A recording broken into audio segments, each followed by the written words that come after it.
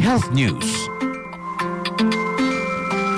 Sa kasika sa panglawas, danger attack sa heart attack. Sugid lang ta ni katropang Ana May Perez.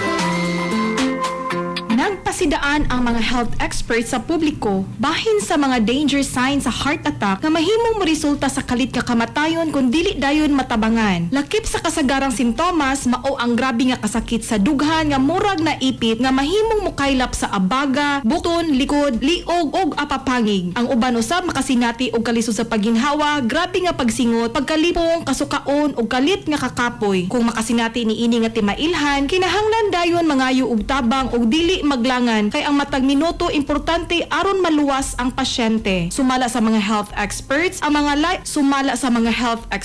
nga ang healthy lifestyle sama sa pagkaon ug balanse, pag-ehersisyo, paglikay sa sigarilyo ug regular nga check-up makatabang aron malikayan ang risgo sa atake sa kasing-kasing. Mga katropa, paliguna ang lawas uban ang Santon Vitamin C nga produkto sa Yes to Health. Sugdi imong adlaw nga ligon ug batasana ang pag-inom sa Santon Vitamin C, the alkaline vitamin C. Alang sa usang Pilipino para sa Pilipinas, ako ang inyong katropa, Ana May Perez, XFM News. Kasikas Express Balita. Santon Plus Gold, mapalit sa mga butika sa inyong lugar.